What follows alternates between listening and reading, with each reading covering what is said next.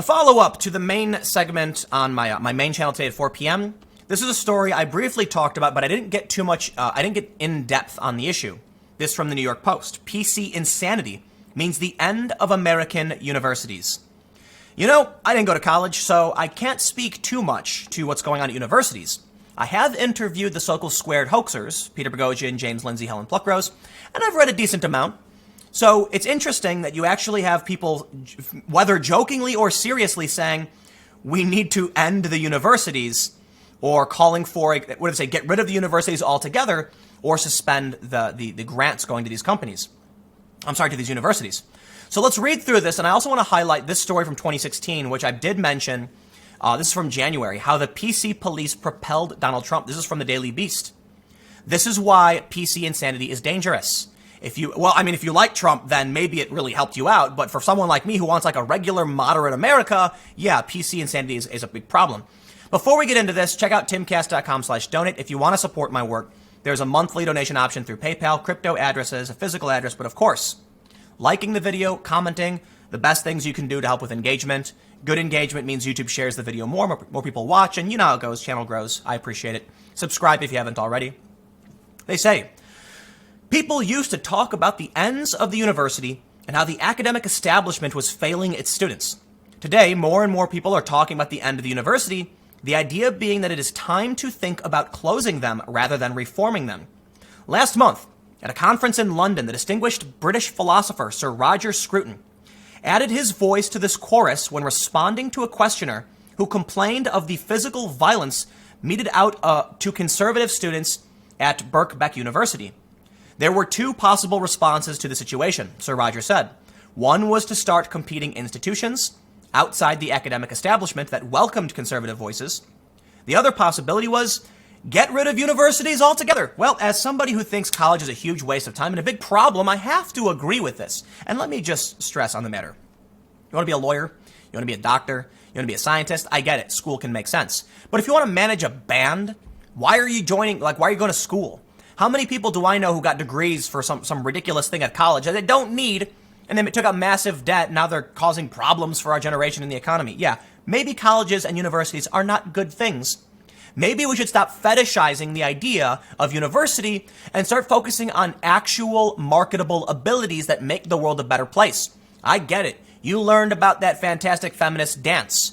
Beautiful. Don't know or care how that's going to help make the world a better place. Can you build, a shed? Because I'll tell you what, man, I know people who need a shed in their backyard and they will pay top dollar for that. That's important stuff. Now, look, you want to get involved in really cool, groundbreaking science? School is the right place for you. You want to be a lawyer? You got to pass the bar. I think you have to go to school. You might not actually. I think some people pass the bar without doing this. The point is, very few jobs require college. Yet when all of these kids go there, they end up losing their damn minds. Probably because it's become an incubator for insanity. But let's read on. That response was met with enthusiastic applause. I can't say I'm surprised. Sir Roger went on to qualify his recommendation, noting that a modern society required institutions to pursue science and engineering, but the humanities, which at most colleges and universities have devolved into cesspools of identity politics and grievance studies, should be starved of funding and ultimately shut down. It's an idea that is getting more and more traction. In a remarkable essay in Quillette titled After Academia, Alan Farrington summed up the growing consensus.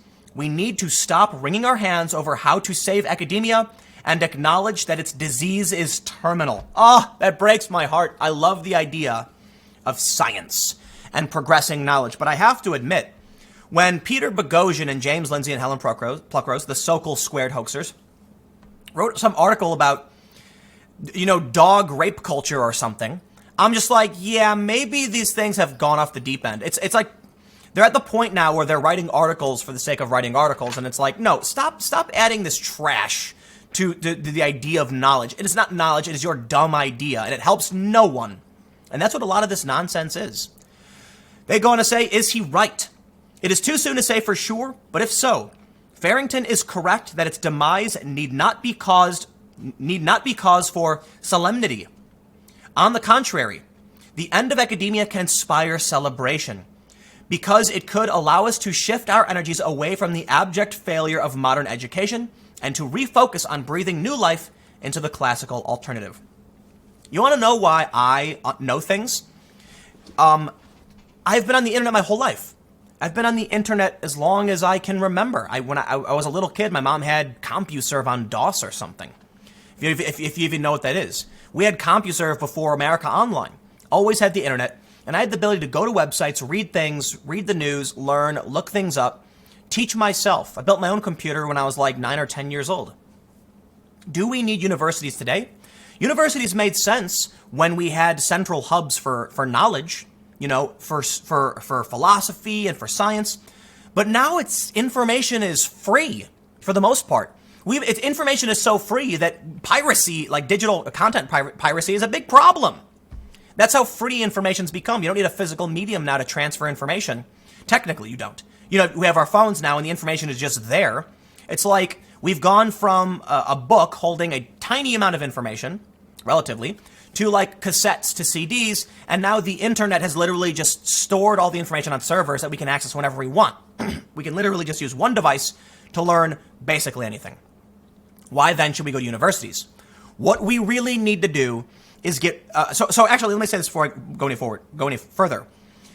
A lot of these classes and a lot of these academic journals, in my opinion, are the result of people squeezing the olive for the last drop of oil. There's so little left for people to do that they're like, how about dogs are, patriarchal or something, putting out some nonsense.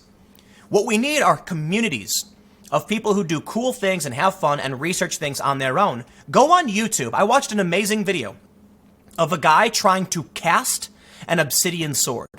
The problem with it is obsidian is, I don't know a lot about it, but from my understanding of watching it, it's a naturally occurring substance of impurities, and that if you cast it, it might actually alter the structure. It might not even be obsidian anymore. It's also got a really high melting point of around 2,000 degrees. I learned all this stuff watching a YouTube video of a dude trying to make a sword out of obsidian. It was amazing.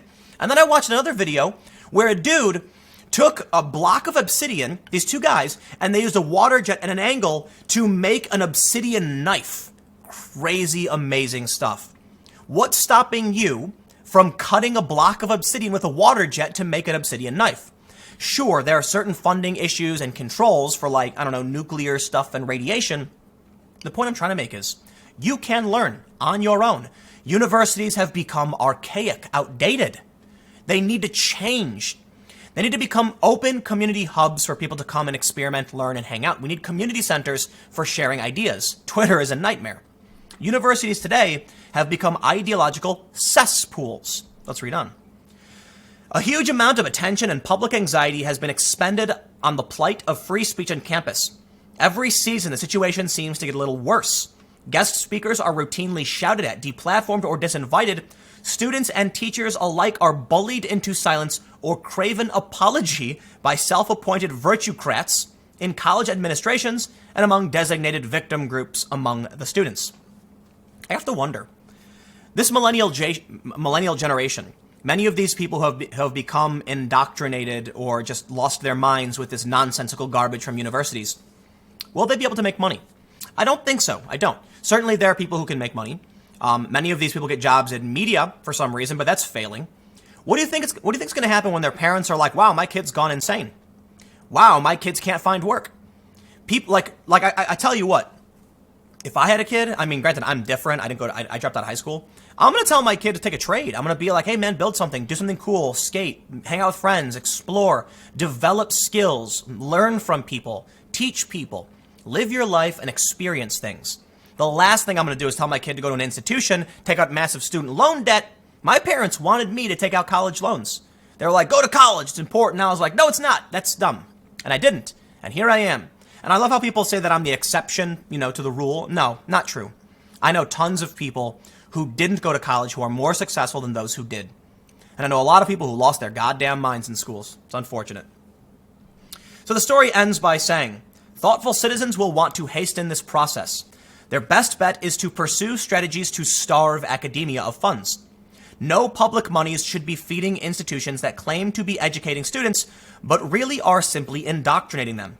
Parents and alumni, rightly disgusted by what these institutions have done to their children, should refuse to subsidize their perversion. Spot on. No more grants, no more, subsidies.